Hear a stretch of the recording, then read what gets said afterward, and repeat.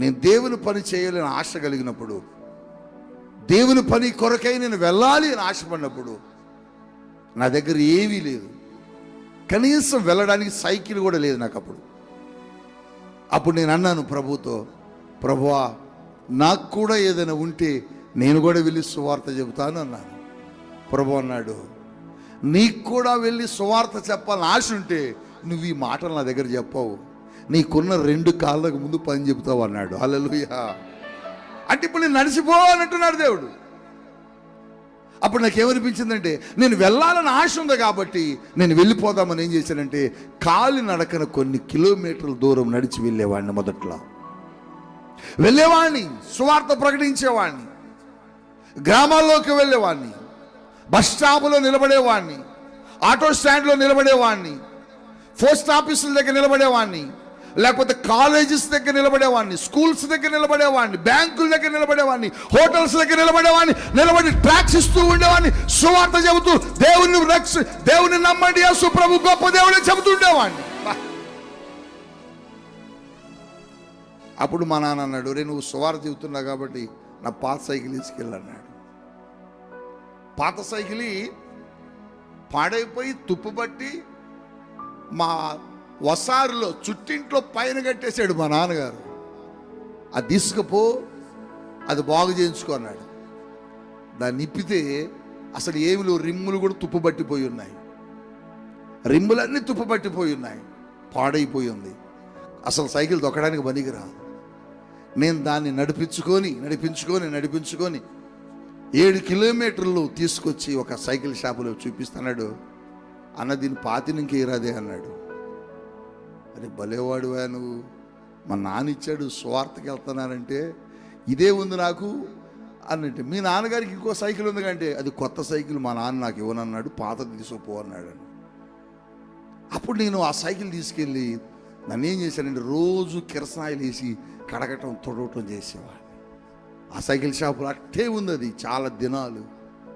ఎవరో ఒక ఆయన స్కూటర్ మీద మాస్టర్ గారట ఒకరోజు అక్కడికి వచ్చాడు. ఆ సైకిల్ చూసి, ఏమా ఎవరిది ఈ సైకిల్ అని అడిగితే, ఇట్లా పాస్టర్ గారిది, పలానా అయ్య గారిది. మరి ఇంది ఎట్లా పడేసేవింది, అమ్మటానికి తుప్పు పట్టిందని వదిలేశాడండి. లేదు దాన్ని బాగు చేయించుకోవడానికి తీసుకొచ్చాడు. అది బాగు అవ్వాలంటే కనీసం ఒక 600-700 అవుద్ది అన్నాడు. ఆయన ఏం చేశాడు తెలుసా, ఎవరు ఆయన అంటే, అదే పాల్పృథ్వీ అని అంటారు కదా పాస్టర్ గారు. ఓ తమ్ముడా, అరే ఆయనకి సైకిల్ లేదా, అయితే ఆయనకి బాగు చేయవా, ఎంత అవుద్దో నేను ఇస్తాను అన్నాడు. దేవుని స్తోత్రం చెప్పాడు. హల్లెలూయా. రిమ్ములు అవే రిమ్ములు కానీ తుడిచాను కదా, టైర్లు వేయించాడు, ట్యూబ్ వేయించాడు, సీట్ వేయించాడు, బెల్ వేయించాడు, క్యారేజ్ వేయించాడు. ఇక చూడండి, ఆ సైకిల్ని శుభ్రం చేసుకొని దాన్ని తుడుచుకొని అన్ని చేసుకొని సువార్తకు వెళ్ళటం ప్రారంభించాను. ప్రభు అన్నాడు, కుమారుడా ఆసక్తి ఉంటే కదిలితే నీకు కావాల్సింది నేను నీకు ఇస్తాను అని. ఆ రోజు నా దగ్గర ఏమీ లేదు, నేను వెళ్ళలేను, నువ్వేదో ఇస్తే వెళ్తాను అని అనిగినక ఇంటి దగ్గర కూర్చున్నట్లయితే నేను మా ఇంటి దగ్గరే ఉండండి, మీరు మీ ఇంటి దగ్గర ఉండేవాళ్ళు. ఈరోజు ఎంత మహిమ కలిగిన పరిచర్య మనం చేసేవాళ్ళం కాదు. దేవుడు అన్నాడు, నీకు ఆసక్తి ఉందా, ఉంది ప్రభువా, అయితే వెళ్ళు. స్వార్థ కొరకు నడిచానండి. వాగుల్లో నీరు తాగాను, కాలువల్లో నీరు తాగాను, పంట పొలాల్లోకి వెళ్ళి నీరు, ఆ పంట పొలాల్లోకి పెట్టి నీరుని పట్టుకొని తాగాను. గెట్ల మీద కూర్చొని సువార్త చెప్పేవాడిని. అక్కడికి వచ్చిన నాటు వేయడానికి వచ్చినటువంటి పొలం దగ్గరకు వచ్చిన కూలీలు అన్నం తింటే వాళ్ళకి సువార్త చెబితే వాళ్ళు కట్టుకొచ్చుకున్న బాక్సు పై మూత తీసి మూతలో అన్నం వేసి పచ్చడి వేసి ఇస్తే ఆ మూత పట్టుకొని అన్నం తిన్నాను. ప్రభు కోసం బ్రతకాలనుకున్నాను, ప్రభు కోసం పరిగెత్తాలనుకున్నాను, ప్రభు కోసం జీవించాలనుకున్నాను. నా కోసం ప్రాణం పెట్టి నన్ను రక్షించిన దేవుని కోసం నేనేం చేయాలనుకున్నాను. ఏదో ఒకటి చేయాలి, చనిపోయే లోపల ఏదో ఒకటి చేయాలనుకున్నాను. కదిలేను. దేవుడు తన సేవలో ముందుకు తీసుకొచ్చాడు. ఇప్పుడు నాతో దేవుడు మాట్లాడుతున్నాడు.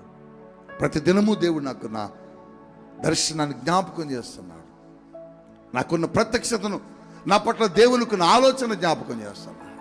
ఏమిటో తెలుసా, నేను చనిపోయే లోపల, నేను ప్రాణం విడిచే లోపు, నేను ఈ భూమి మీద నుంచి ప్రభు మహిమలోకి చేరే లోపు కనీసం ఒక 250 సంఘాలు కట్టాలనేది నా దర్శనం, నా కోరిక, నా తపన.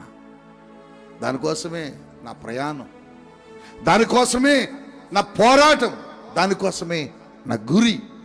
అంతేగాని ఒక చోట కూర్చొని, ఒక స్థలంలో కూర్చొని, ఒక 100, 2, 3, 4, 500 మంది సంఘం దగ్గర కూర్చొని అబ్బా చాలు సంతోషంగా ఆనందంగా నేను చేశానులే సేవ అనుకోవటం కాదు నా సేవ.